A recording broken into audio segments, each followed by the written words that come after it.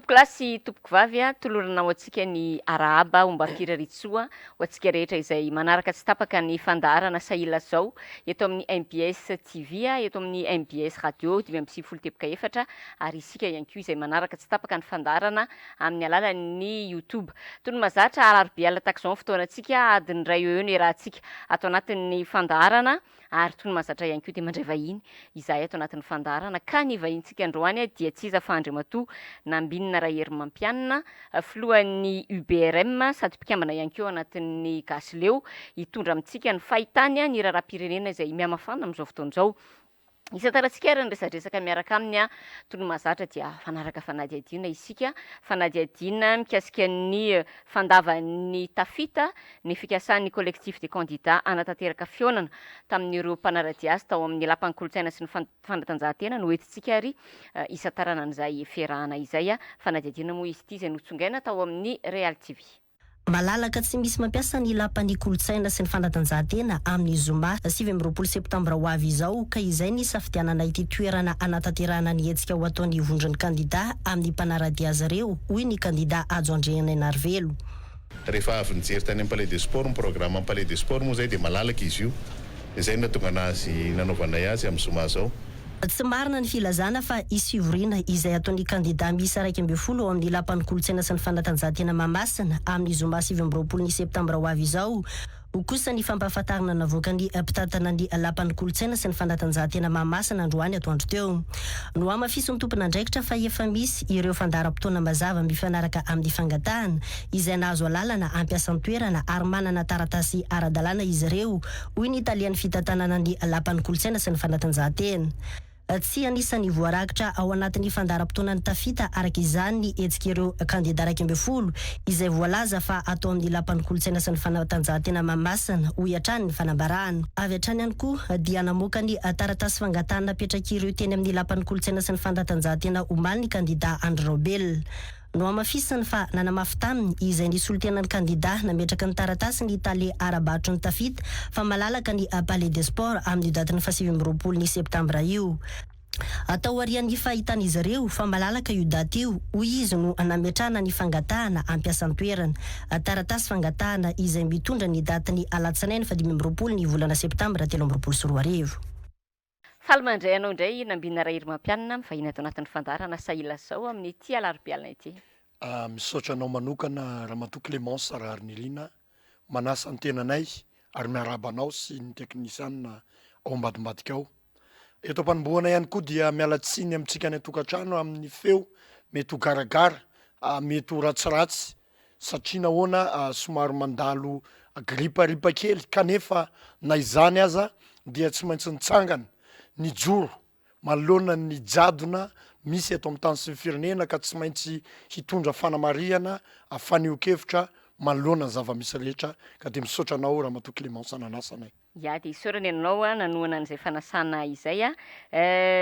androany Nambinina ny resantsika androany aloha isataratsika ny resadresaka dia araky ny rahantsika tao anatin'iny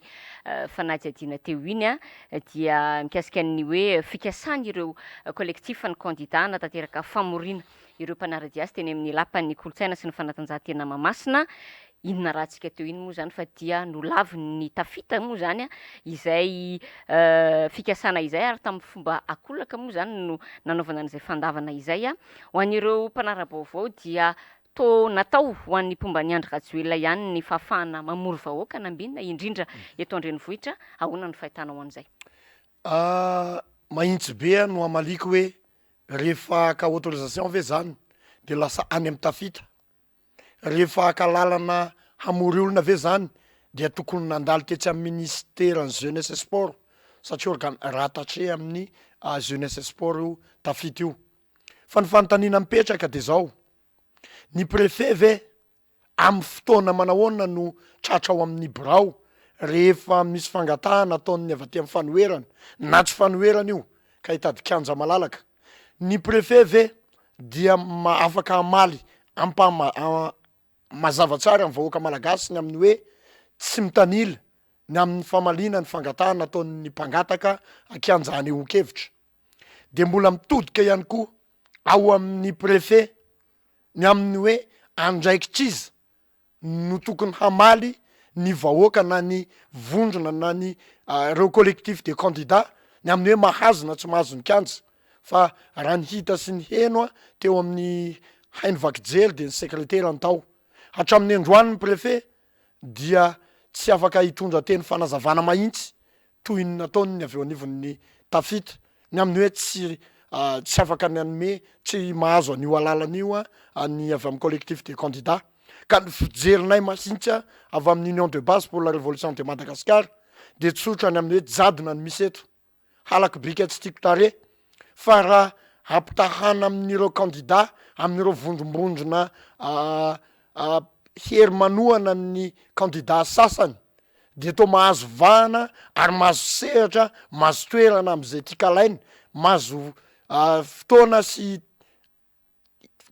toerana hitenenana am'izay tiana ho tenenina rehetra mampiasa ny fitaovam-panjakana na tsy teny afa-tsy ny hainao manjery-panjakana hanohanana ny mpitondra ka izay no mahatonga anay avy amin'ny union de base te ametraka ny amin'ny hoe tokony tsy asiana mizana tsindrinila na fitatanana amin'ny tanila ry andrematoa préfet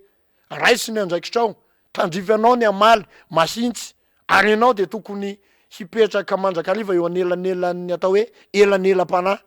raha ty amin'ny finoana de le FFKM fa ianao kosa dia manambarina n'lay hoe poste politique fanendrena ara politika ny nazahoana an'le toerana ka tsy maintsy manarakaraka renirano am'lay hoe ireto aloha zao no mbola nanendriaka eto de arovana hatramin'ny faran'izay ka somary manahirana kely anay de izay fomba fijery zay ka mitodika am'le collectif de candidat sady hoe rehefa tsy omeny atsika ny kianja nangatantsika ampomba demokratika manaraka ny lalàna de za ohatra ny mahita hevitra ahafahana maneho hevitra izay tokony fampidiniana faran'izay haingana fa raha izao no misy maty etsitsika mianakavy maty ny tanora malagasy maro anisy indrindraindrindra amin'ny fampiasana ny raha matahora rehefa hanao hetsika na manana fikasana hanao hetsika no resantsika teo indrindra mikasika an'le hoe nosakanana ireo candidat ary ireo candidat ireo sy ny mpanohatra aloha ianao malala tsara nambinina fa de sakanana foana isaky ny mieritreritra hanatanteraka hetsika na de ataontsika hoe amin'ny toerana mihidy sy efitrano fivoriana anaty toerana mifefy ary dia sakanana hatrany toy ny hitantsika teny amin'ny Andipepas sy teny amin'ny STS Mandrimena itsy andaniny ianao ihany nanambara azy teo fa ny pro Rajoel na ireo pro anio ny filoha teo alovo niala teo amin'ny toerana dia afaka mamory malalaka ny vahoaka zay tiany atao any am'izay toerana isafidianan'izy ireo an'izany tsy misy ny miaramila tsy misy ny zandary tsy misy ny polisy miodiody sy atony any am'izany zao izay nitranga indroa miataona teny amin'ny CCI vato zany rehetrarehetra zany nambinina atao mampitombona an'lay aiany amin'ny hoe fitanilanan'ny gouvernement miara-mitantana araka ny resahanao teo manahoana ihany koa ny fijerinao an'izay io resaka fitanilan'ny gouvernement io de ny vahoaka malagasy ny sitomina ny sainy hoe olona manahoana moa ireo lazaina fa miara-mitantana ao amin'izao gouvernementa izao ireo zay rehetra notendrena ireo zay rehetra afaka hiaroaro ilay fanjakana jadona ilay fitantanana amin'ny tanila ilay fitantanana feno hosoka amin'ny fanaovana kolikoly za raha matoko Clémence de mamela kely anao amin'ny merina hoe inona moa ny eloka nataoko tam'ireny zany samborony reny fa ao le hoe alako bika tsy tiako tare am'ilay tanora masa miteny zany le hoe feno hosoka ka ny mpitandro filaminana no atao fitaovana atao raha matahora entina ahafahana mampangina ny tanora maro anisy ny tanora zay mba maneho hevitra entina de toy izany io mahazo atsika mahazo ny vahoaka malagasy izay rehetra maneho hevitra de sakanana ampiasana mpitandro filaminana teny ianao hoe tetra mandrimena antenanay aloha de teny tokoa tazana teny ary nandalo teo mihitsy de nahita an'lay fihetsika mamoehatra nefa ary amina enceinte privé nazahoana lalana de mbola sakanana satria nahoana tahotra ilay fehikevitra mafonja ny ao ambadika ilay fanehoan-kevitra mantsy zay kasain'ny collectif de candidat apetraka de ny hoe hampanarahana lalàna hampametrahana ny fifidianana madio mangarahara hifanarahan-drehetra mba tsy sina candidatera tany vahiny no ao ambadiky lay fivorina fanaovana dinika anaty trano ka efa tahotra zany sahady no antondreny de raha miteny ianao hoe mitanila ny gouvernementa sahady izy de efa manohana candidat tena maro zany anaporofonany zany ny mahita ny ministre serasera de tena masa tsy miteny afa-tsy mitsikera candidat tsy miteny afa-tsy ny mandokandoka ilay filoha teo aloha zay efa niala zay irinay ny tsy verenany eo itsony irinay tanora maro anisy ny tsy verenany eo itsony satria mahabe problème eto amin'ny firenena ka tena miteny zay androany hoe ny anareo gouvernementa eritreretina hitantana ny fifidianana madio mangarahara aza io no ataonareo sahady de amin'ny fomba manahoana no ahafahanay matoky anareo ao amin'ny seni ny ahafahanay matoky anareo amin'ny ACC fa tena ho valim-pifidianana madio mangarahara no avoaka anareo gaga sy talanjona raha naneo hevitra ny filohan'ny ACC tetsy amin'ny seni raha namerina ny tantara nisy ny amin'ny hoe nanolotra ny fahefana amina certain général ny filoha tam'izany ozy izy filoha Ravalomanana ny tiany ho tenenina amin'io fa ataony ankolaka de gaga sy talanjona hoe izany ve no fitsarana atokisana moka valim-pifidianana hoekendrehetra io ve no rafitra ikirakirany fifidianana ho atokisatsika izany no mahatonga atsika hoe ny savorovoroky ilatona andao ifampiresaka andao hodinihiny ny ahafahana mametraka rafitra ekendrehetra hanovana hanatsarana ny rafi-pitantanana ny fifidianana io hidirantsika lalandalina mikasika an'izay resaka tontolo ny fifidianana sy ny politika amin'ny akapobean'izay raha sitraka ao nambinina rehefa avy eo fa raha sitraka ao dia iresaka kely momba le zavatra antranga teny amin'ny CCI sika satria raha ny hitan'ireo nanaraka niny mivantana niny famorinana nataon'ny pomban'ny filoha teo aloha teny amin'ny CCI iny de hita teo fa nipotra tam'izany fivoriana izany ireo mpanao politika izay atao hoe elaela tsy hita teny amin'ny setry ny hainao manjery misy koa ireo mpanao politika izay ambara fa hoe manana dossier ary ny pomban'ny Andry Rajoelina ihany no manatsikafina n'izany rehetra izany de nefa hita teny amin'ny CCI de hoe vonina anoana azy indray raha fitinina nambaran'izy rehetra ireo de hoe mbola vonina ny anoana ny Andry Rajoelina satria mety ny fitondrany ary mbola izy no vahaolana ahoana indray kosa no antikanana ambinina rairy mampianana an'izany ny antikako andreny de reny no manamafy an'ilay fanoteneninay ny UBRM moa de mivondrona ho nivovonina gasy leo tamin'ny fotoanandro izay nefa niteny napatsiahy fa miady an-trano ny mpitondra ary voapirofo zany tsy azo lavina androany de mbola manamafy an'izany ireo rehetra ny saika niaraka tamin'ny mpitondra fa miady an-trano ihany izy hatramin'ny androany manangana an'ity karazana parapara ty de eo nefa nareo ny farany io para io zany eo ny farany aminay tanora maro anisy eo ny farany miady an-trano izy satria nahoana ireo rehetra no eritreretina ho mpamono afo mpanobaka rano mangatsika nandritry ny feptom-piasan'ilay filoha teo aloha zay tsy verina intsony de to tsy tazataza natao anatin'ilay teny amin'ny CCI raha ny fahitanay azy mampanara-bavao ihany fa to ny hita de nanakaraha mandretsy pikaramanady ve raha zay ny mahalaza azy amora nahita fandaharana iray tamin'ny aina manjery arak'ilay interview iny dia agaga sy talanjona hoe to mirefarefa amin'ny tany ny fomba fisainana mpanao politika ankehitriny iretsy milaza fa efa misy fampandrosoana eto amin'ny tany sy ny firenena de me fotsiny rehefa miteny an'iny fahatany Fianarantsoa iny ny olona miakatra amin'ny hainao manjery de lasa somary malahelo ny tena satria ny tena de tena zanaky ny fahatany Fianarantsoa petsileo 100 isan-jato avy eo amin'ny faritry fandrina petsileo tsy mitapidrano dada sy mama de tena malahelo mahita andreo misoratena ho ray aman-dreny hisolotena ho ray aman-dreninay betsileo rehefa faritany Fianarantsoa mantsy de betsileo ny mahafaritra an'izay akaiky kokoa marina avao ny manakara sy ny farafangana sy ny manodidina fa le misoratena tompoko ho ray aman-dreninay atao amin'ny faritany Fianarantsoa de hifonany tsa ekenay ny amira vorana sy ny hanaovana lainga ny amin'ny hoa misy fampandrosoana tsa misy fampandrosoana ao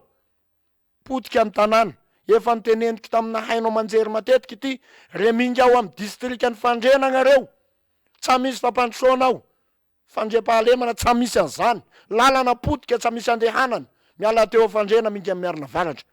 De agnay zany mahita andragny zavatra taigny amin'ny CCI raigny de zao ve ny politika ifandovana eto, politika lalao maloto, afaka mampiteny, tsy fantatra moa hoe nazo inona na nazo inona fa de mampalahelo ny maheno un certain ministre teo aloha milaza sy miteny hoe tsy ilaina ny manam-pahaiza, ny filoham-pirenena tsy voatery manam-pahaizana nanao, de somary nalahelo ihany, mety idirako angamba ny manazava bebe kokoa momba andreny. Fa raha niendrika teny amin'ny CCI vato zany de to endrika fanangonana mercenaire politika, entina indray hanaovana didy jadona eto amin'ity fireneny ity, hanaovana raha matahora eran'ny Madagasikara, satria ho avy ny fifidianana. Raha zay efa ty aloha, fa ty amin'ny union de base pour la révolution de Madagascar, ary ny vovonina gasy leo de mitana ny foto-kevitra sy manana etika. Raha zahay manokana, satria ny tenako zao ny fondateur ny gasy leo, tsy misy afaka hiteny hoe iza ny fondateur ny gasy leo, zay mbola ho hitondrako fanazavana rehefa aveo. De miendrika teny amin'ny CCI zany rabangona tokana, de endriky ny fatahorana sahady ka mampiseho fa reo fa mbola nisy, satria efa be da be ny nangina, be da be nefa nivadika, be da be nefa niala, misy député tao niala lasa candidat, nanao candidat izy mba ahafahany maneho vahoaka fa za de tsy miray petsapetsa amreo na dia ray ihany azy reo. Ninina lazaina ampahitsina ny itenenana, na iza milaza fa mpanohitra ka avy eo anaty fitondrana no miala, fa maninona zao vao milaza fa mpanohitra, fa maninona zao vao lasa mijoro, maninona zao vao mitsangana. Fa za aloha zanambinina rery mampianina tena na kasokasoko ary mifeko an'izany, tena ho zay nde hiteny 2024 hatramin'ny androany mpanohitra, satria fifidianana fianosoka tompoko nisy teto. Zay nahita profon'izany, ary zany nijoroko, satria ny fifidianana teo dia tsy marina ny hoe io ny tokony anitondra ny firenena teo, fa noho ny fandeferana, noho ny fanalavirana ny mba tsy isiny sanatriavina korotana teto amin'ny firenena, de nanam-pandeferana ny candidat va ty amin'Andriamatoa Marakaravalomanana, izay narahinay, izay nitohananay, ka mbola hijoroka hatramin'ny androany hoe raha metraka fifidianana madio mangarahary isika mba tsy iverena ny 2024 de andao aloha kitihiny, ndao aloha ametraka fa aza varina ianareo nanohana an'le mpitondra teo aloha hoe andeha nanganangana vondrombondrona. Ny tena mampalahelo ao anatin'le izy de zao koa mpandraraha matanjaka, mpanefoefo no mipetraka sy mise position nery amin'ny premier plan mihitsy. Tika andreny de hoe tandremo fa za miantso amin'ny mpandraraha majinika, fotoana ranga zao andao hitsangana fa mahantra nona ny vahoaka malagasy amin'ny afitsiky reo ty tenindreo. Ny tanjona moa zany iverin'izy ireo nananganana ny vovonana vaovao iny dia hoe anova ndreo tsy fihetezana rehetra izay nisy nandritra ny fitantanana izay fitondrana izay anetiny Andry Rajoelina farany teo mieritreritra ihany koa angamba hamafany le tsy fihetezana samihafa sy ny takaitra izay navelan'ny fitondrana Andry Rajoelina. Mbola azo eritreretina ve zany zavatra izany, satria mirehary mafy ry zareo fa matanjaka io vovonan'io, ahitana olona avy amin'ny ankolafy maro samihafa sy ny sisa. Le hoe matanjaka tanjaky ny volany misy ao aminy, fa mitindray mitoraka ty mino sy manantena fa ny vahoaka io tsy adala, ny vahoaka io tsy indroa intelo izy ho ambakainao, de any amin'ny faninefatra fanodimina izy mbola io ambakainao. 7 makaty nisy manda anankitelo zany nanambakana, fa ny manda faninefany manda faninefany de mino sy manantena fa hifoha amin'ny torimasiny ny vahoaka zay efa atsona sahady mitsangana ry vahoaka malagasy, sahia vonona andao fa fotoana izao hanarenatsika ny firenena, hanoeratsika ny jadona zay mampahanitra sy manimba ny vahoaka malagasy ary manala baraka ny firenena malagasy, ny amin'ny hoe fa nakaiza ny tanora ao amin'io firenena io no avela anjakazakany ndre tsy dinozoro ny firenena. Inona ny mahatonga amin'ny teny an'izay? Raha zao ireo milaza fa hanohana an'izao fitondrana zao, fa hoe hanangana hanohy an'izay tsy vita, mody fialatsininy zareo na hoe ny zato isan-jato aloha tsy misy miara-manaiky fa misy tsy tratra fa ny fampanantenana tany amin'ny fampelezan-kevitra ny tany amin'ny 2024 de hoe ny vola efa ao anaty sakosy ao fa velana bala ry tanora malagasy ry tanora namako ilay hoe nandalo covid ady any Ukraine sy Russie tsy ny fanaraka an'izany izy ary tsy niteny an'izany amintsika izy marina fa tsy nisy ny omana marina fa tsy nanam-po nisy izany fa ianareo tompoko de nampanantena fa rehefa tonga eo amin'ny fahefana de ny vola efa ao anaty sakosy voa tonga eo ianareo de tonga ny mpamatsy vola voa tonga eo ianareo de misy zavatra be da be miova eto toy ny delestage tsy hisy intsony hiasa ny tanora ny tsy fandripahalemana io de ho foana nanavanavatra 4 maromaro vitsivitsy ianareo nanaovana fampelezan-kevitra fa any amin'ny distrika misy anahiny amin'ny fatrifandrina iny de tena mampalahelo ary tena mampitsangana lasa mampiteny mona ny zavatra misy amin'ny tsy fandripahalemana saika manerana ny Madagasikara faritra mena no maro eto Madagasikara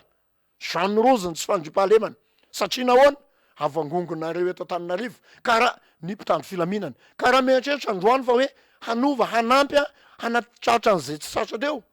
de zay miteny hoe efa tara loatra efa ny fony vahoaka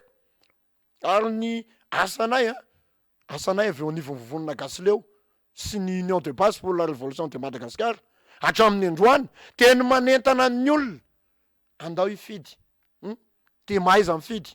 fa ho avy indray ny mena miravoravo hoe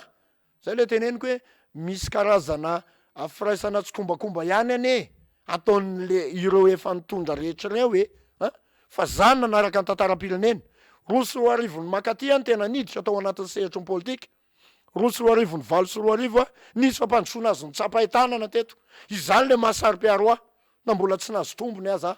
tombony manokana zany mantsy somary mandeha nresaka hoe fa voakarama ohatrinona no tsy miala amin'ilay foto-kevitra de oza hoe voakarama n'lay fitiavana firenena hoe osika ny fifidianana 20 sy roa arivo de tena hitako ary nahatsapa fa ny roa sy roa arivo sy atreo amin'ny 20 sy roa arivo nisy fampandrosoana azy tsapahitanana de ho antsika tanora zany ataontsika hoe ny année 90 ny tokony ho antsona fa tsy le hoe année 2000 le génération 2000 zany eo amin'ny 3 taona am'izao tsy matadidiny zavatra nisy teo amin'ny roa sy roa arivo hatramin'ny 20 sy roa arivo fa ny année 90 ohatranay zay année 80 de tena nahita tsara fa nisy fampandrosoana kely azo ny tsapahitanana teto ary mbola mipetraka hatramin'ny androany raha tsy teny afa tsy nisehatry ny fanabiazana zay nipotehany mpitondra taoriana 7 sy roa arivo hatramin'ny androany raha tsy teny afa tsy nisehatry ny famokarana fanampiana ny tantsaha amin'ny alalan'ny masom-boly zay mbola raha mahita fa hatramin'ny androany to lasa vomay ara midangana na ny vidiny zezika raha tsy teny afa tsy nilafy ny fampandrina fahalemana de tena nandro fahalemana tam'izany nandro fahalemana am'izao moa fomba fiteny zareo hoe tsy de loatra tsy de tena vita 100 isan-jato fa tam'izany tanora no miteny tanora ny aina an'izany hoe tsy nisy an'izany tsy fandripahalemana zany tao amin'ny faritra nisy anay distrika ny fandrina fa hatramin'ny androany lasa matahotra modialina zany mihitsy iverenantsika kely nambinina satria zay no isan'ny taridresaka ny ingatsika ny resaka zavantranga teny amin'ny CCI vato hitapoky hitam-pirenena ny fanambarana izy nataon'Andriamatoa Paul Rabary ny Andry Rajoelina izy moa de filohan'ny antoko fireneko ny antoko io zay vao avy nanao fanambarana ny 9 septambra lasa teo fa hoe tsy hanohana candidat amin'ny fifidianana filoham-pirenena fivadian-dela de atao izy zay no ilazana anazy tena anamelohany ireo mpikirakira tambajotra azy am'izao fotoana zao tsy ilay filazana fotsiny ihany fa hoe anohana ny Andry Rajoelina fa ilay mikasika ny resaka nationalité ka izay indrindra no de arahantsika izao arahantsika mitambatra moa zany ihany fa neho-kevitra izay mifanohitra nataony ity mpanao politika ity entitsika angalana ny hevitry ny vahintsika andro fa tsetsatsetsatra sarotra fotsiny resako aminareo hoe raha olona manana sopirenena hafa za tsy mino fa afaka ho tia tandrazana aloako indray mieritreritra olona tia tandrazana tia ny eo toko tampasana fa tsy manana sopirenena hafa fa ny olana eto amintsika matetika manana sopirenena hafa le olona ka tandrazana izy ny tiany amin'izay lay sopirenena hafa ve sa ilay tanindrazana ny latsahany tavoniny sy ilevenandrapitsirafaka pitso ka tsipony teny a eny ampony mahalala tsipony tady a eny tandrokimby ny filoha rajoel dia malagasy za zany tsy afaka misonde anazy en tant que olombelona malagasy izy hoe makaiza lay izy na makaiza ny fony kanefa ty important be ty iresaka ilzeparsitsika ainareo ve fa io ilzeparsy io na hoaisitsika na hoaiza tsy afaka omen'ny frantsay atsika io noho ny antony maro samihafa io ilzeparsy io zany a nalain'ny frantsay taty amintsika tamin'ny famerenana faleovatenatsika ka io nationalité io ho lasa chance ho an'ny Madagasikara ny fanana ny filoha rajoel nationalité frantsay satria maninona satria tsy ho raisin'ny filoha frantsay ho fahavalo mihitsy ny filoha rajoel averiko tsara tsy ho raisin'ny filoha frantsay ho fahavalo mihitsy ny filoha rajoel tombono antsika io fihebebony zany fa zay nitaizaina tamin'ny fianarana nafatarako ny filoha rajonary mampianana dia mpianany tany amin'ny ISKE dia natsony fa vita ny ISKE diplôma hafa iny mbola natsony ray nanao sociologie diplôma hafa ndray ila taizaina ny zanakitsika mianatra ihany no atao hoe tafita amin'ny fiainana rehefa navita fianarana fa rehefa tsy vita ny fianaranao a asapindipindana mitondra firenena akory zavatra fa atao vady vola mety ho hainao tsy maninona mividy katikatira mety ho hainao tsy maninona manao fety mety ho hainao tsy maninona fa mitondra firenena mila olona mianatra mila atosika ny olona anana diplôma ary mila atao anaty critère angamba tsy tafiditra ny dadany amba fangatahako dia zao alors angamba ny olona mafidiana mba manana diplôma rehefa mba hanao ihany baba mety ao fa izay sao tsy ao tsy resaka vola le izy mivoly zany tsy mahatonga lavitra fa aleo ny olona mba fidiana mba olona mianatra za aloha sy d'accord amintsoto mihitsy amin'le resaka hoe diplôme tsisy ao anaty lalam-panorenana milaza fa tsy maintsy manana diplôma vao mahazo manao candidat amin'ny filohan'ny république eritreriny azy zay fa satria anao mieritreritra fa hoe rehefa manana diplôma zany dia tsy tokony anohana olona tsy manana diplôma teteny aminao hoe Ronald Reagan ka inona ny diplômany acteur ake zany teteny aminao hoe Abraham Lincoln inona ny diplômany miaratsiny aloha fa mety tsy mitovy ny hevitritsika fa za dia mino sy mahatoky fa ny président de la république mila olona visionnaire tsy mila diplôma mihitsy ny président ny république satria raha fa izay no natao dia tsy démocratie nampiarana fa nysoratana atao anaty lalam-panorenana hoe tsy maintsy manana diplôma ohatr'izao antenaiko nambinina fa dia hitanao avokoa ny tsikera izay nahazo an'iny mpanao politika vao norenesitsika teo iny a isan'ny nanafitohana ireo mpikirakira tambazotra tserasera ihany koa ny filazana fa hoe tsy voatery olona ilana olona mianatra ny fitondrana ny firenena raha tokany mifanohitra amin'izany no novetesy ny tany aloha efa androsahanao kely teo ihany mikasika an'izay a hatramin'izay za raha fahita teto Madagasikara ny mpanao politika mivadibadika amin'ny teny nomeny a raha tsy resaksika fa tsy ny filoham-pirenena teo aloha Andry Rajoelina sy ny fampanantenana pokaty izay nataony tamin'ny vahoaka saingy tamin'ity indray mandeha ity a dia tsy manaiky intsony ny akamaroany ireo mpikirakira tambazotra tserasera te antany anao hoe inona ny lesona azo tsoahana amin'ireny tranga tahaka ireny ny lesona tonga dia mahitsy be a iny no ahafahana amin'ny tsara hoe atreo ihany ny fahatakarany ny atao hoe politika raha amiko miala tsiny aminao zoko Paul manao anao zay satria zay moa ny malaza hoe zoko Paul zoko be Paul miala tsiny aminao fa ozy hoe atreo ihany ny fahatakarany ny amin'ny atao hoe fitiavan-tanindrazana atreo ihany ny fahatakarany amin'ny hoe io raha aman-dreny io ane mifo maraina mandeha mitady vola hampianaran-janaka de noho ny fanabadona ny fanambakana atao amin'ny vahoaka malagasy hatramin'ny androany io de atreo ihany ko ny fara vovokainy amin'ny atao hoe fikoreanan'ny raha ao anatiny tamin'izany 7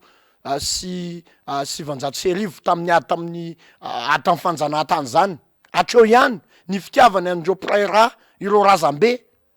amitsika ny ady ho an'ny atao hoe tolom-panafahana ny fanambaniny ny fanagejana nataondreo vazaha. Ireo vazaha io ataotsika entre guillemets tsy ny vazaha rehetra no ratsy. De misy teny ndray zao hoe io koa efa manomboka aty vazaha tsy ny vazaha rehetra no ratsy fa misy kosa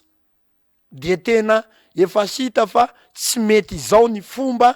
entina hitantanana n'ilay firenena. Zany no mahatonga an'io sanatriavina tsisy eto Madagasikara io zavatra miseho atsy Afrika maromaro io. Ka raha ny fomba fanehoan-kevitry Zoko be Paul zany amiko manokana de io za hoe marina le amin'ny Kyoto. Iny mantsy ny malaza be ao anaty tambazotra-tserasera iny débat iny. Marina ny amin'ny Kyoto hoe na za koa ara atao sa. Za eto Madagasikara Kyoto za sa. Za sa io miaraka amina proof hoe firy ny mpianatra nampanantenaina ho ampidirina mpiasa mpanjakana ohatra. Firy ny olona maître fram petrabe ny taraina nanahoana ny fanatsarana ve sa fanombanana sehatry ny fanabiazana izy ny nanao an'izany teto. Ka zay le itenenana hoe atreo ihany zany any farafahatakarany ny atao hoe politika. De androany izy manao politika na tanalahy tena sahako miteny manao tanalahy makatsy de aveo makato de makaria de somary mamoehitra ihany zany aminay amin'ny mampitazana madio satria raha tsikera raha ny tsikera nataony nandritry ny feptom-piasan'ilay filoha teo aloha zay filoha tsy averina eo intsony de ny tsikera nataony de mba nombako manana ny amin'ny hoe tsy misy fampandrosoana eto zao ny tsikera rehetra nataony de nombako manana fa ny politika ataony androany de mamoehatra. Le resaka nationalité no isan'ny tena anamelohan'ny olona anazy ihany koa le hoe filazany fa hoe tamin'ny voalohany izy ny teny hoe tsy mety raha olona manana nationalité hafa no mitondra de aveo indray hoe tsy maninona indray raha ohatra ka hoe zay le itenenako hoe manao politika natanalahy le miovaova hevitra nambinina hatramin'ny androany mpanohatra mandrapavita amin'ny fifidianana eo nambinina fifidianana ara-dalàna ny misy eto de manaraka izay tohanako hatrany amin'ny arrivé na lany izy na tsy lany rehefa ekendrehetra amin'ny fifidianana fa tsy hoe nambinina androany mpanohatra de rapitso misy candidat manamanam-bola de andeha ho any am'le candidat manamanam-bola foto-kevitra no ijiroko fitiava-tandrazana tsy ekena ny vazaha taratasy hitantana sy hitondra ny firenena ary tsy hitovy amin'ny Zoko be Paul hoe omaly hafa ny teneny koa rapitso zao no ataoko tazomy amin'ny teny koa ary vahoaka malagasy fa za mpanohatra hatrany amin'ny 20 tonga any amin'ny arrivé amin'ny fifidianana manaraka eo manositra ny fifidianana feno osika ary manohana sy manaraka ny candidat izay ho tohanako amin'ny fifidianana ka androany tsy mbola hiteny hoe izy moa no tohanako fa mety efa fatapatatry ny mpiaino ihany. Ya, mialohan'ny ivadiantsika lafim-baovao hafa de te ahenony hevitra kosa indray nambinina mikasika ny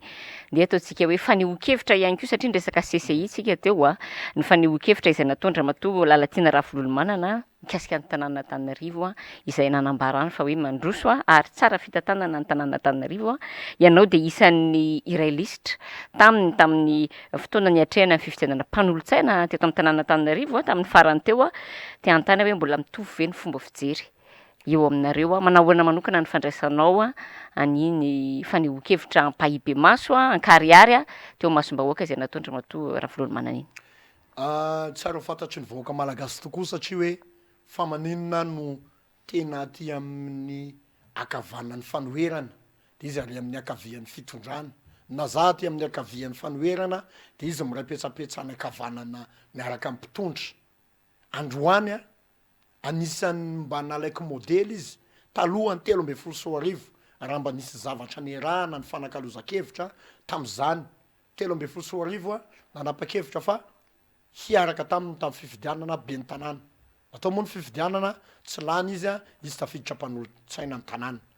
teo mbola niarakaraka teo ihany amina foto-kevitra mitovizana ny am'ireo karazana tsikera napetraka ny amin'ny hoe tsy mandeha amin'ny tokony ho izy ny fitantanana ny firenena ny azo moa io Antananarivo tena imatomatesa niaraka niny teneniny hatram'izay sy ny fampiresahanay hoe ny Antananarivo ihany no manahirana ho izy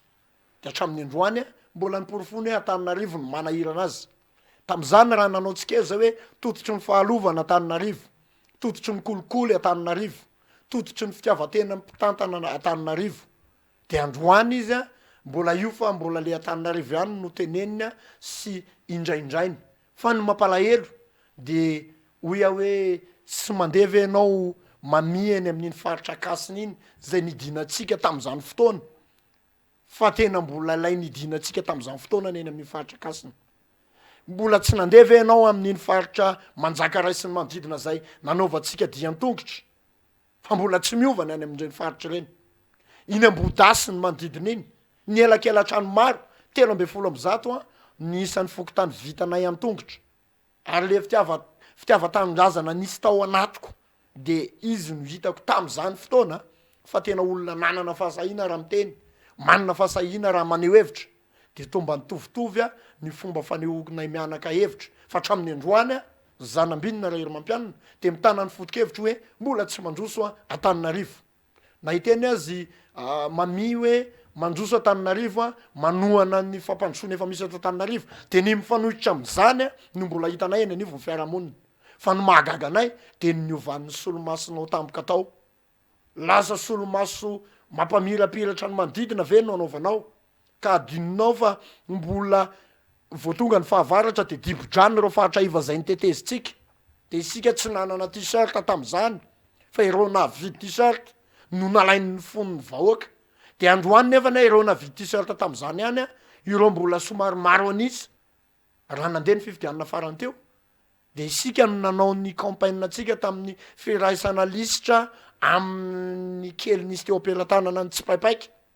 De androany le izy adino a de 7-10 isika ny mpanolotsainy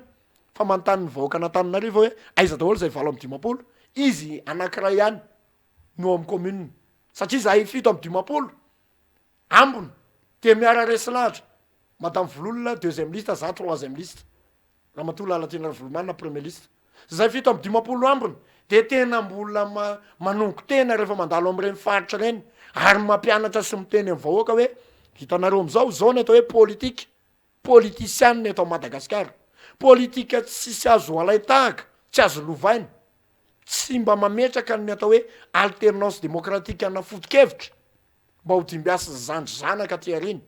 Ka zay zandry zanaka 7-10 zahay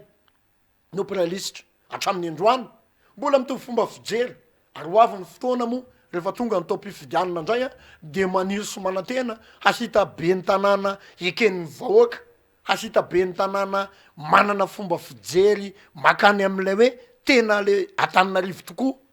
fa tsy ilay manao hoe Antananarivo a mba hahafahana misitraka tombontsoa manokana. Za mantsy te hampametram-panontaniana am'ireny resaka hoe aniza ny orinasa, aniza ny SMDGD,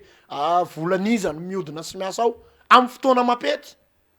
de maniry sy manantena ny tenako fa hitondra vaovao manodidididina an'io hoe izavy.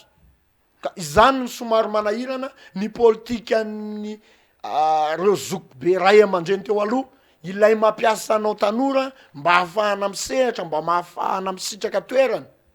mba hahafahana misitraka voninahitra.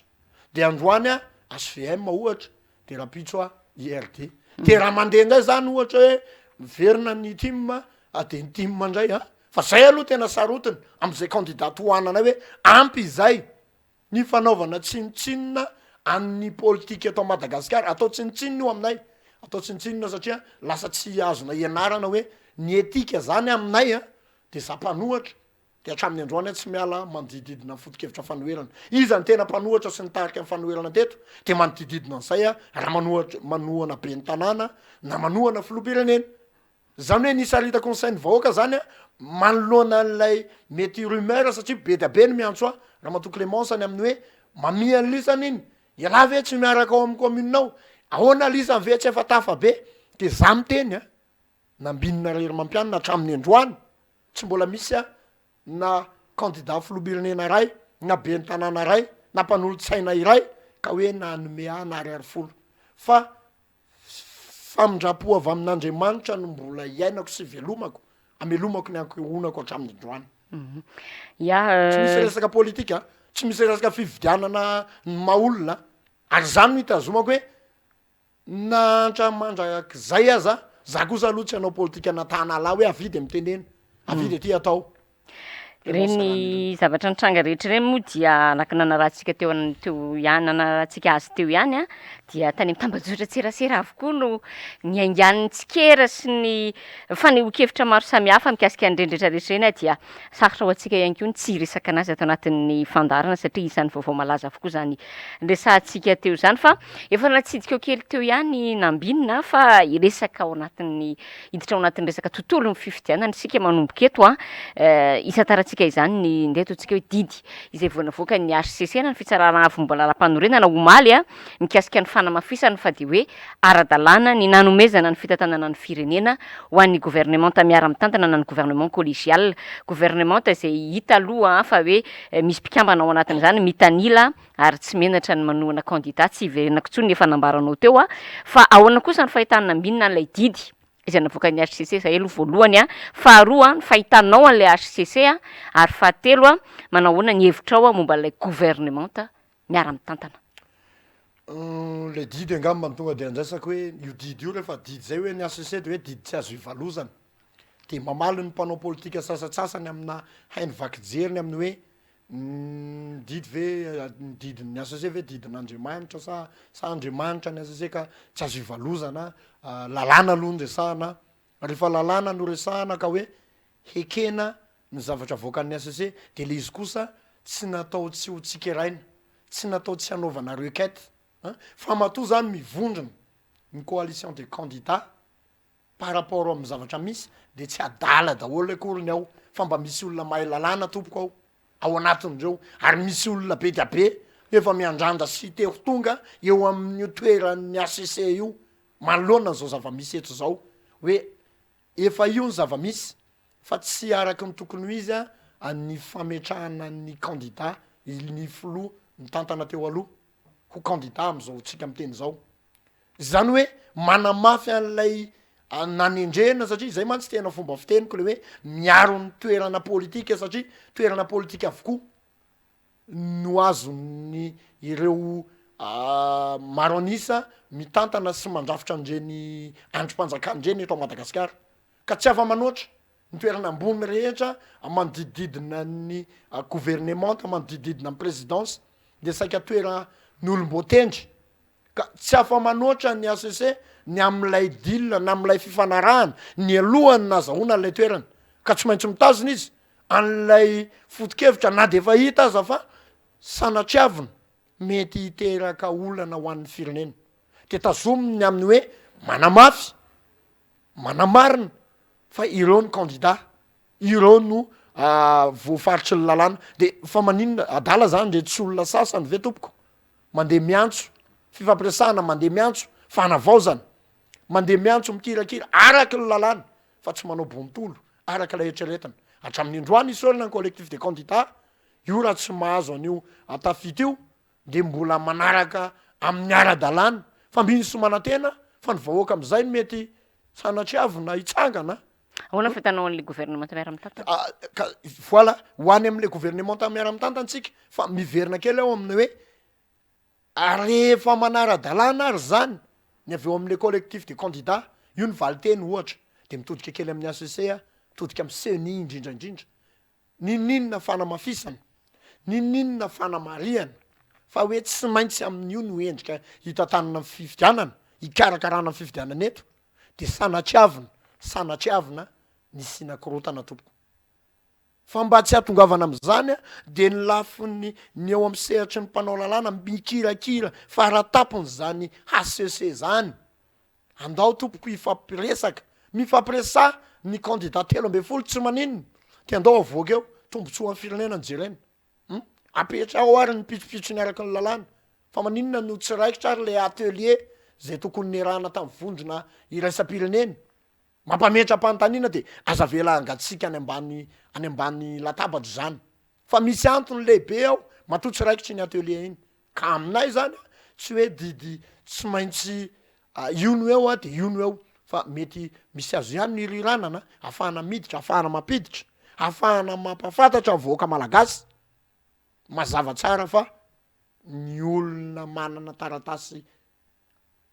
malagasy afaka mirotsaka fa ny olona manana taratasy teratany vahinina manana taratasy mahamalagasy azy de njeha lalàna ary tsekely lalàna ka iza no tompon'antoko iza ny iray fipetrapetra am'zany izany le mbola hijoroana zany le mbola hitenenana hatramin'ny androany ny gouvernementa ny fiaraha-mitantana indray no asiteny de hoy amin'ny vahoaka malagasy fantaro efa niteneniko any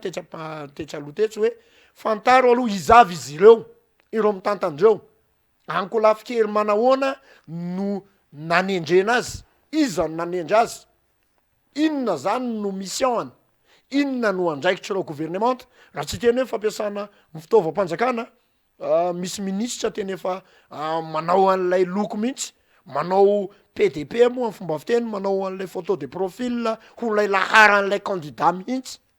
nefa zany no olona eritreretana hitantana ny fifidianana ireo ny olona ometsika fitokisana hitantana ny firenena mino somanantena fa ao efa mety mandeha amin'ny tsy tokony ho izy na ny fitantanana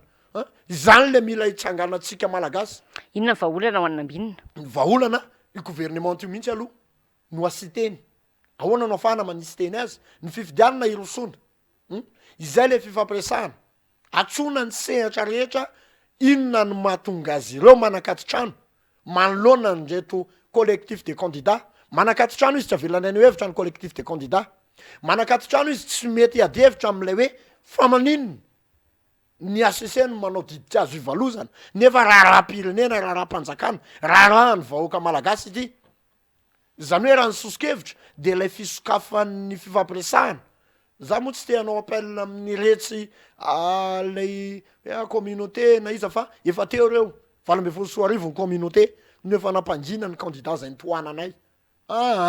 io ny eo mba isorohana ny sanatry avinao korotana de eo le hoe afa ihany ny zoky ray aman-dreny nanana zany traikefa satria ny fitantanana firenena lasa andrakandrana tatoato tao arina ny 7 ny makaty andrakandrana no nitantanana ny firenena olona tsy niomana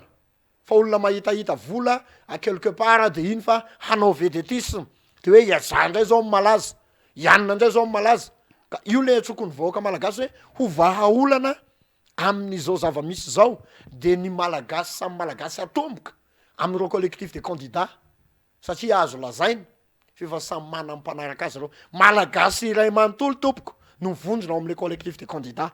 de ireo collectif de candidats reo no vahaolana afahana manapoitra hevitra hametrahantsika rafitra hikarakarana fifidianana ilay rafitra tsy lay eritreretin'ny olona mantsy io le manahirana be hoe inona fa rafitra vonjo maika afahana nandaty ary tsy akisaka fa misy zavatra mampiahiahy eto ny ACC sy ny CENI na inona tenenina tazomina etra farany zay tomponantoka amin'ny zavatra mety iseho sanatriavina raha anao fifidianana amboletra eo ny ACC sy ny CENI sanatriavina zany ka le gouvernementa de mitodika aminareo gouvernementa ndray hoe ny prime ministre am'izao fotoana io efa mandaha maromaro ny teo de misy namana moa eny fiarahamonina eny rehefa miresaka tena mafy le PM de za mamaly tsy any am'le hoe mafy ny PM fa tratran'le deal zay le teneniko hoe ilay tombotsoan'ny fifanarahana no hansisany baiko sy mibahana ao anatin'ireo mpitantana ny gouvernementa ka manadino ny fahorim-bahoaka ka tsy maintsy anao hitsin-dalana ny amin'ny hoe tsy maintsy mbola ho averineo zay tsy manaiky ny vereneo ntsony amin'ny alalan'ny fifidianana zay tena tenenay amin'ny alalan'ny fifidianana de tena hampifoany tanora malagasy maro anisa andao hifidy fa very Madagasikara andao hifidy fa vira voraindreto mpitondra ty tena ny firenetsika ka ny vahaolana zany ho an'ny gouvernementa anano ny fanetretena ampy zay okare zay tompoko okare zay tompoko mila soloana ve le mpikambana ao anaty gouvernementa raha toa ka tena tsy maintsy gouvernementa miara-mitantana no ikarakana no iandraikitra ny fitantanana firenena mandra-pahatongavany any amin'ny famindram-pahefana sosikevitra avy aty aminay avy amin'ny union de base pour la révolution de Madagascar ary mivovonina gasy leo de tsy miala am'le hoe fifampiresahana inona fifampiresahana isika samy malagasy le mifampiresaka ary rehefa nanao antso zany moa ny ray aman-dreny ara-panahy isika malagasy samy mifampiresaka miainga amin'ireo collectif de candidats raha aminay zany iny collectif de candidats irery ihany no vahaolana afahana manala an'izao zava-misy zao de ao isika no mandinika ny hoe aveleo reo ampina sa Sasoloana. analana sasoloana tsika tsy any am'le hoe mialona sezana naka ny toerany fa resaka vahoaka no resana eto ny vahoaka malagasy ny resaka eto a ny hoavin'ny vahoaka 5 taona ane ka baraingo indray rehefa tsy izao no apetraka tsara ny pitsopitsony rehetra hikarakarana ny fifidianana io Ya tsy fantatritsika tokoa satria tsy haintsonina mety hoe mety ve ho isan'ny fampiresahana ny hoe avereno amin'ny filohan'ny Sénat araka ny voafaritra tena voafaritra ao anaty lalana. Tsy fantatritsika ny rapitso no anamarina n'izany rehetrarehetra zany fa resaka tombotsoan'ny firenena ianao teo nambinina rahery mampianina efa natsidika teo ihany koa ny ray aman-dreny am-panahy fa ny FFKM tokoa amin'izao fotoana izao a dia miezaka ary tsy mitsahatra ny mampiantso ireo solotenan'ny candidat mba ahitana vahaolana iraisana ho an'izay tombotsoan'ny firenena izay a sy ho an'ny vahoaka malagasy ihany koa. Omaly ariva ary dia mbola nisy ny fampiatsonan'ny candidat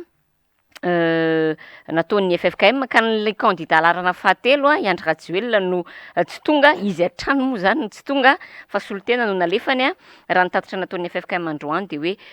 mandroso ny fanelanelanana izay ataon'izy ireo ary mananteny izy ireo a ahita vahaolana mialoha ny fanatanterana ny latsabato a inona kosa indray no azonao ambara mikasika izay nambinina. tena mpahitsiana no itenenako amin'ny anarana vovonina gasileo eto no itenenako hoe sosikevitra nomena avy amin'ny vovonina gasileo hatram'izay an'ireo ray aman-dreny ara-panahy dia ny hoe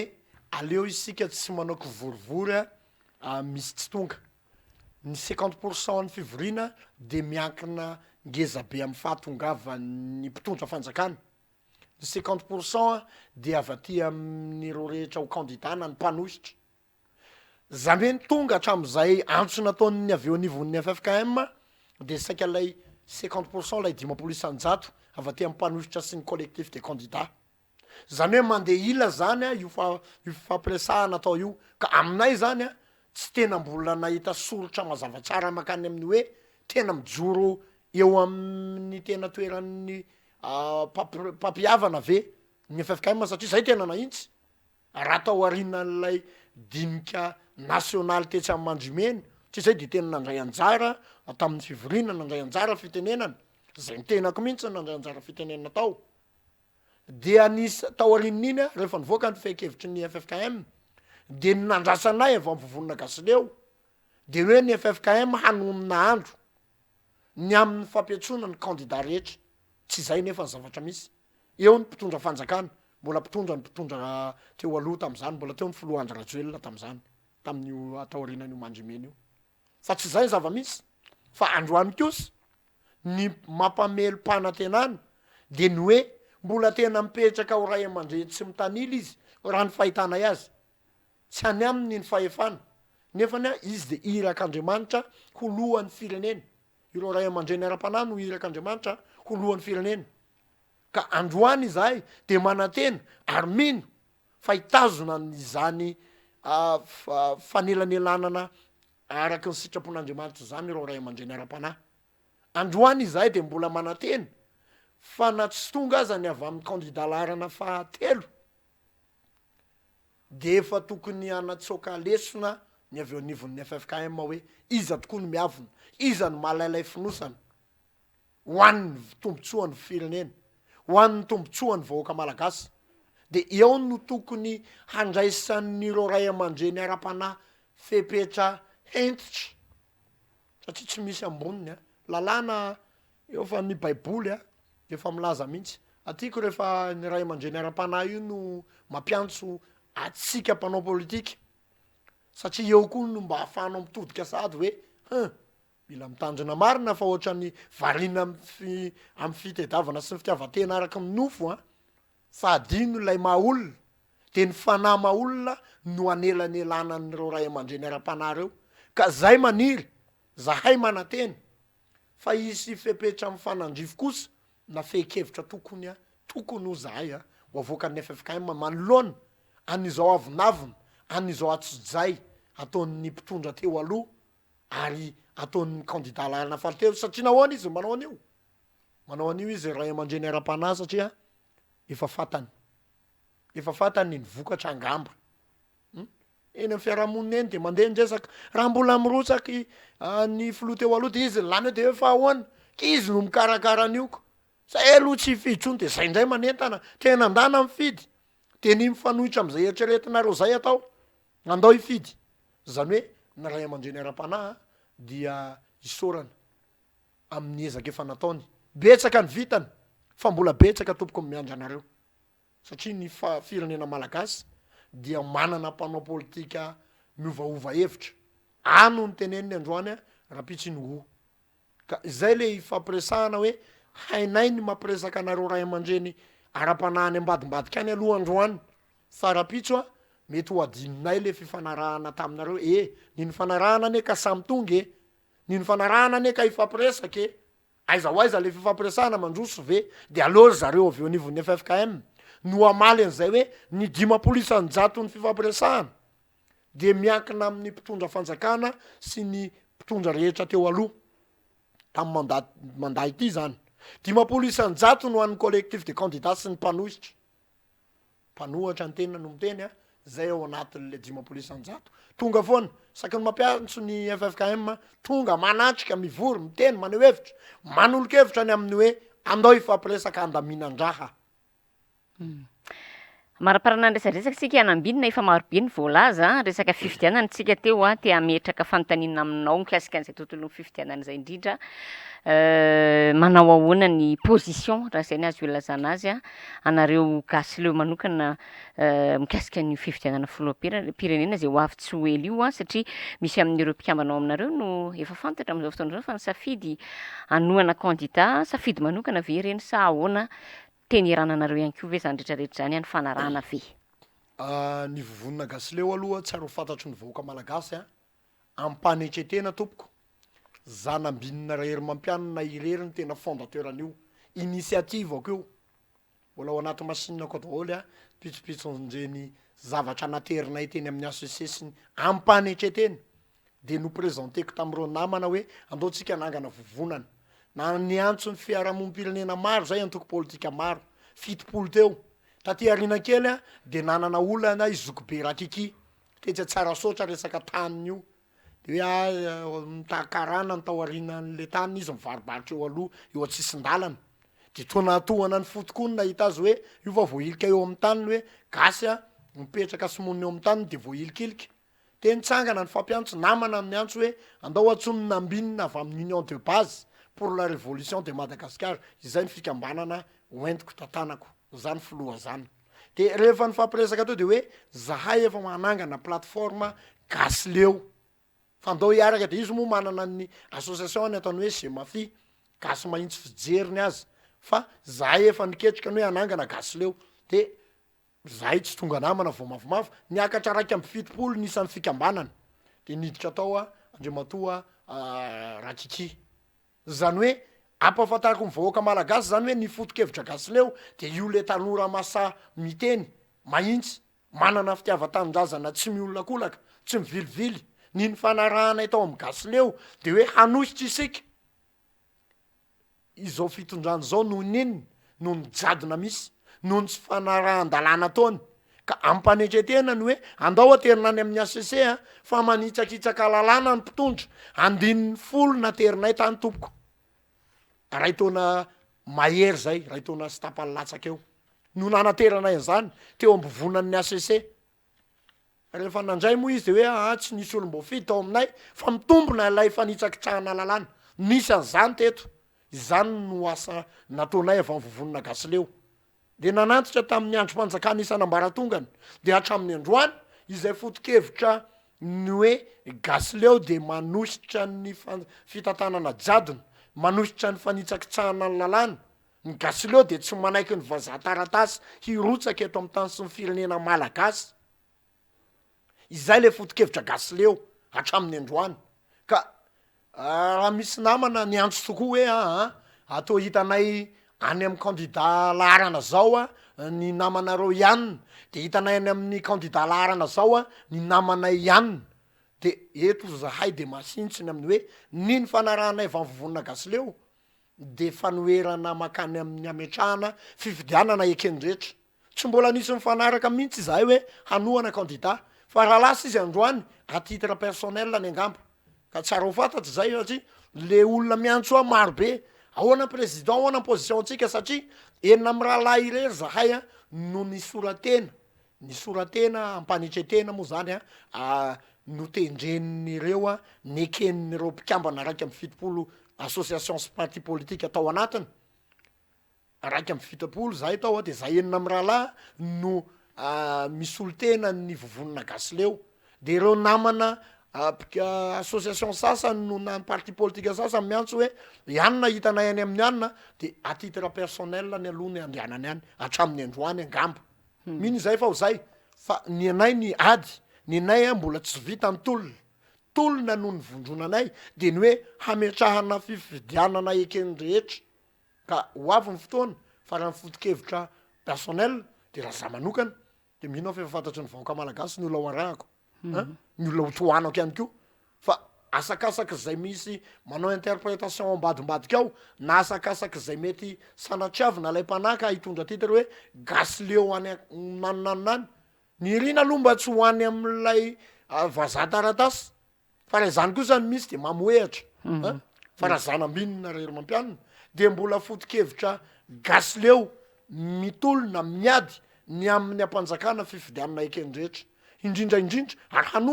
hanolotra indrindraindrindra Antananarivo mahaberesaky ty aitsika mpanetretena aitsika ny 2.7 fokotany eto Antananarivo amanjatony ny secteur ato zao ny olana isaky de hanolotra isika n'lay candidat be ny tanàna hanohana fa zay gasy leo mantsy te hoe reo ny anao be ny tanàna zay hanohana olona manana foto-kevitra fa hitanay madio mangarara masamy joro vonona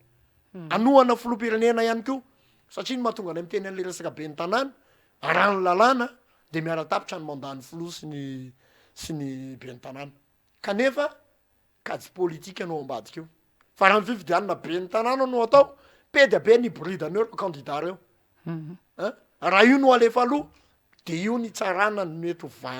voka-pifidianana ny filoham-pirenena ka izay no itenenana hoe ampanetretena ry vahoaka malagasy ny gasy leo de foto-kevitra ny erahana foto-kevitra tsy manaiky vidin'ny olona manam-bola tampoka de anao eraoera isehoseho fa tena zany mpanam-bola de tsy maintsy zandray no mitondra eo fa mitindray mitolaky ty mifony tanora maro anisy ary zay anisan'ny mamono tanora mihitsy andao hifidy ampy zay raha misy miteny hoe mpanohitra koa androany zay aloha 20 makaty fantatray ny mpanohitra nisy teto amin'ny firenena ary fantatray reo efa niarany saika fa te hitady tombontsoa manokana te hiverinao ministra te hanao aventure-ny fisehosehoana de nahita vola de hirotsaka mba ho consultena de iny koa mba halorana hevitra raha ny candidat hoananay ny lany eo ampy zay raha nga le hoe amy deuxième tour ihany fa anohana ny anina de lasa ministra iny le manahirana sy mamoehitra amin'ny politika malagasy tena mampalahelo iny fa eto am-panombohana rehefa hoe partant andao ametraka fifidianana andao ametraka olona eken'ny fiarahamonina hanangana hametraka hanorina ireo rehetra efa simba ireo rehetra efa ravy na toe-tsaina na ny fananana na ny zava-misy any amin'ny fiarahamonina no sombaina satria vokatry ny fitiavatena ka zay tsy le olona miovaova hevitra raha zanambinina rery mampianana manokana tazomiko ny foto-kevitra iny amin'ny hoe gasy leo dia manositra mandra-pahavitan'ny fifidianana ekendrehetra rehefa ekendrehetra moa ny rafitra hikarakarana fifidianana eo de manambara mpomba demokratika koa ny vovonina gasy leo hoe izary ny mety amin'ny foto-kevitra atsika rehefa ekendrehetra ny fifidianana hoe io kosa ny rafitra masolo tenandrehetra hikarakara fifidianana any zay no miteny hanohan'andrakoto na hanohan'andrabe feny de feny ny ora iray ny rahako taminao nambinina raha hery mampianina feny de feny ihany koa fa ny kevitrao na zanaty zany tsy ambakan'ireo vahiny zay nandalo tao tanatin'ny fandaharana ianao ianao raha teo efa fanindrono zao no mandalo tao tanatin'ny fandaharana raha tsy efa fanotelony amena ray minitra ianao hitondrana ny teny famaranana misaotra anao fa eto am-pamaranana dia mitodika amin'ny mpitondra fanjakana vonjomaika ireo ny amin'ny hoe ampandefero ny ampipoa andao mba hifampiresaka mba sanatriavina hisorohana ny mety iseho aoriana fifidianana isika vaty amin'ny ray aman-dreny ara-panahy indrindraindrindra ihany koa ianareo ray aman-dreny ara-panahy indrindraindrindra ihany koa ny mpitondra fivavahana rehetra de angatahy na risorana ny amin'ny fitondranareo ambavaka ny amin'ny ikatsaham-baholana de minsy mananteny izahay fa nokatra lalana ny fanahy masina afahatsika miroso makany am'ilay fikarakarana fifidianana ekendrehetra de ny mpanositra ny collectif de candidat andao samy hanana fanetretena fa ny firenena malagasy de firenena manana ny soatoavina mamalagasy sy mahay mifampiaino de andao tena ifampiresaka ikarakarana fifidianana ekendrehetra ary farany de mitodika manokana ho amin'ireo namana voafonja noho ny resaka politika rehetra zay namako satria tena tohina tanteraka ny fo rehefa tonga tany am'ireny toerana famonjany ireny mahita ny toe-pahasalaman'ireo zokobe namana any am'ireny toeran'ireny tsy afaka mitaraina tsy afaka miteny noho ny antony zay tsy fantatra mitodika manokana ho an'ny ranabavy ny nidony mirary fampaherezana ho azy sy ny fianakaviany satria mpiara-mitolona tamin'ny tenanay ireny raha politika no resahana de mino sy mananteny izahay fa Andriamanitra andrasantsika io de mba andrasany rehetra ihany koa dia makasitraka ny vahoaka malagasy ny aino hatramin'ny farany mety mibadabada ny fomba fiteny ratsiratsy kely ny feo mitratrevatreva kanefa kikaro-baolana mba te hiteny mba te hitroatra efa ho aiza mo tsy tananay tsipaka ve tsy tongotra andrangotra fa manana fanantenana nefa fa hitsangana isika vahoaka malagasy tanora malagasy indrindra isika vahoaka Antananarivo ampy izay ny andrakandrana ometsika n'ireo mpandrarà manam-bola ometsika ny safiditsika na io eto Antananarivo na io amin'ny filoham-pirenena amin'ny ankapobeny ampy izay ny fanandrakandramana amin'ny fitantanana firenena amin'ny fanomezantsika ny safiditsika an'ireo mahavidy vola an'ireo mahay mandresy lahatra amin'ny karazana ronono antavy fandeha isika ifanometanana ka hiandrandra fifidianana madio ary hanome safiditsika ho an'ireo zay eritreretintsika fa manana vina makany amin'ilay mahalala ny taram-pitiavana ataotsika sotra indrindra tompoko Mankasitraka be deabe anao nambinina rairy mampianina no vahiny tato anatin'ny fandaharana Sahia Lasa zao tamin'ny tialana ity ankasitrahako toraka zany isika rehetra manaraka tsy tapaka ny fandaharana eto amin'ny MBS mankasitraka ihany koa tsika ny faly izay ny sahana sy ny antsoroka ny lafin'ny teknika napita tany amintsika ny sary sy ny feo dia apetraka ny veloma mandra-peona manao kopatanana ho atsika rehetra izay mifanena endrehetra eny mangataka an'izay kopatanana izay mametraka ny veloma mandra-peona mandra-piresaka ho amin'ny alarobia indray ary tompoko lasy tompoko vavy